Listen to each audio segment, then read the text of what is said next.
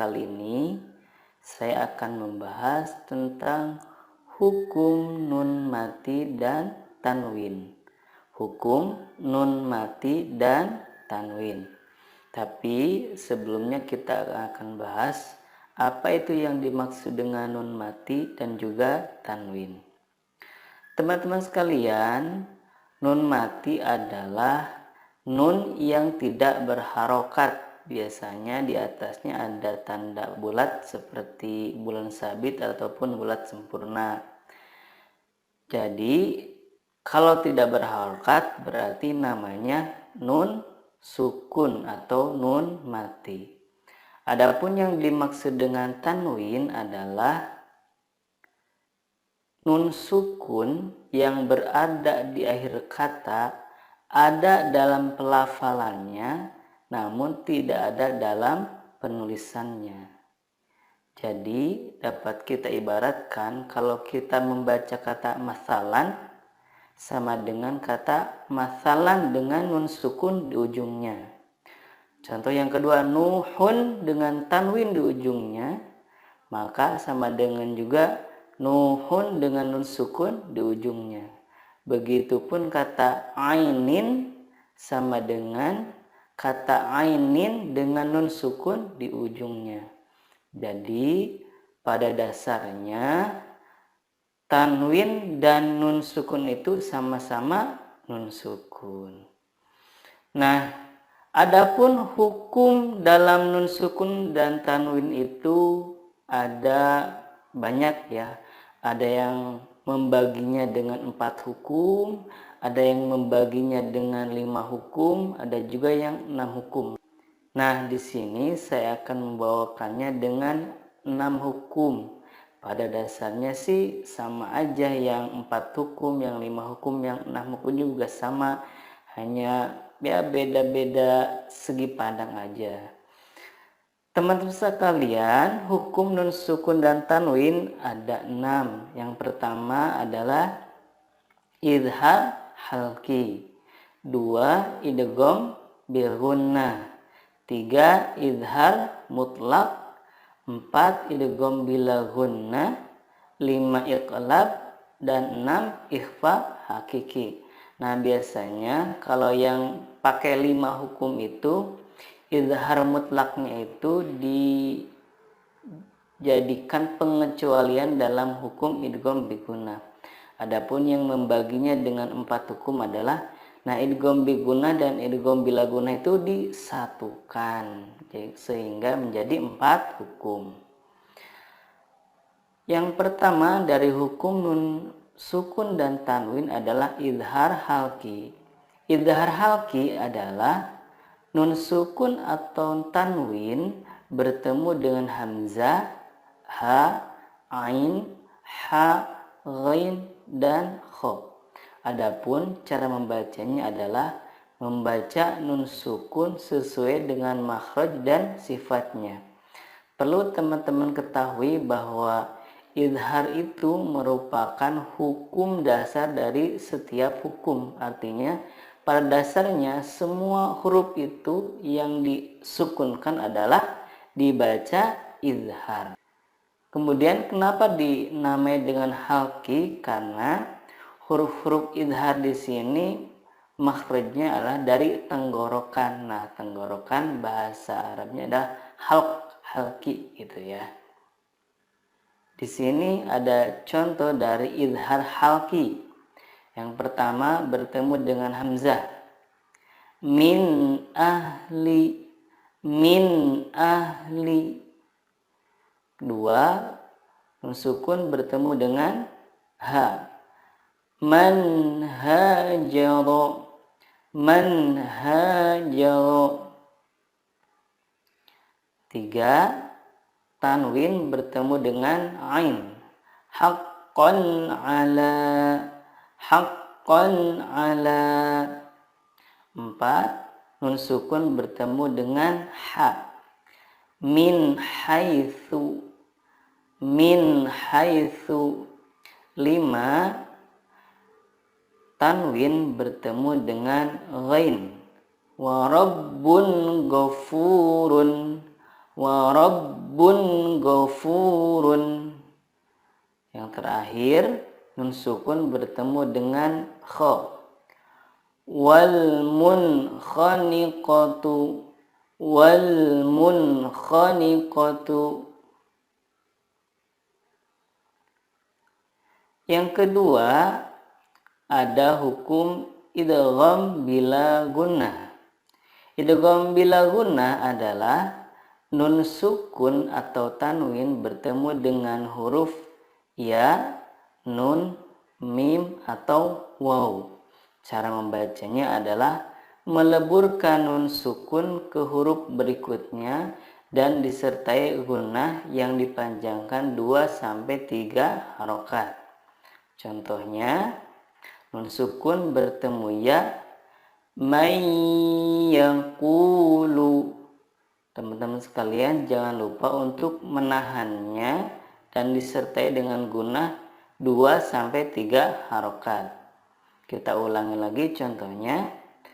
May yaqulu. Selanjutnya tanwin bertemu dengan huruf nun. Contohnya amilatun nasibatun, amilatun nasibatun. Nun sukun bertemu dengan mim, mim masadin, mim masadin. Tanwin bertemu dengan waw, khairun wa abqa, khairun wa abqa. Teman-teman sekalian, dari hukum idgham bila gunnah ini ada pengecualian, yakni apabila nun sukun bertemu dengan waw atau ya dalam satu kata.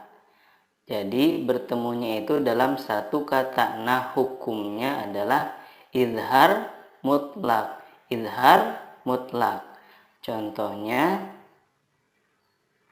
ad-dunya, tidak dibaca ad-duya, tetapi yang benar adalah ad-dunya. Bunyanun, qinwanun, sinwanun. Nah, teman-teman sekalian, keempat kata tersebut dibacanya adalah izhar, tidak diidghamkan. Hukum yang selanjutnya adalah idgham bila gunnah.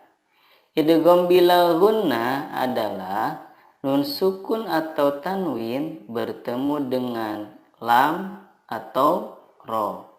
Cara membacanya meleburkan nun sukun ke huruf berikutnya tanpa gunnah. Contohnya tanwin bertemu lam, rizqan lakum, rizqan lakum.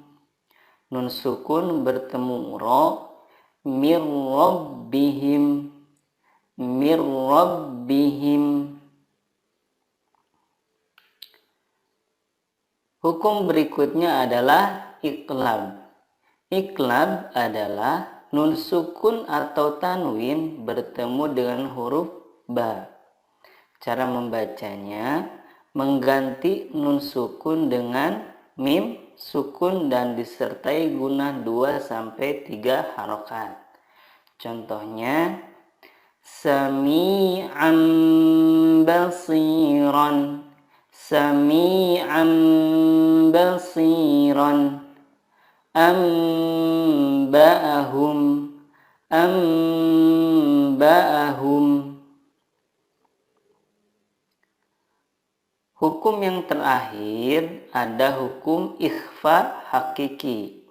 Ikhfa hakiki adalah nun sukun atau tanwin bertemu dengan huruf ta, sa, jim, dal, zal, zai, sin, shin, sod, dod, to, dho, fa, qaf, kaf. Nah, cara membacanya adalah menyamarkan nun sukun dan disertai gunnah 2-3 harokat. Yang dimaksud dengan menyamarkan di sini adalah ketika kita mendengungkan atau menyamarkan nun sukun itu, lidah kita sudah siap ke huruf berikutnya. Di sini ada beberapa contoh ikhfa hakiki. Pertama, nun sukun bertemu dengan to. Yantiquna. Kemudian tanwin bertemu dengan dal. Ma'in dafiqin.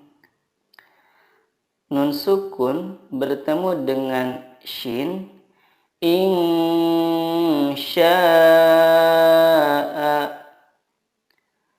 Tanwin bertemu dengan huruf fa.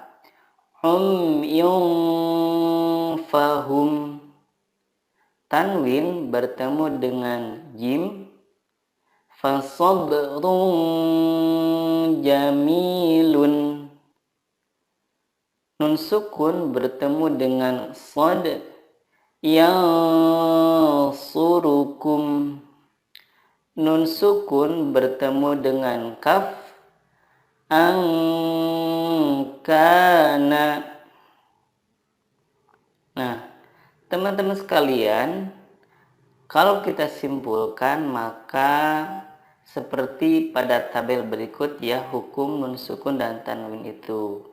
Pertama ada izhar halki, yang mana hurufnya hamzah, ha, ain, ha, ghain, dan kha.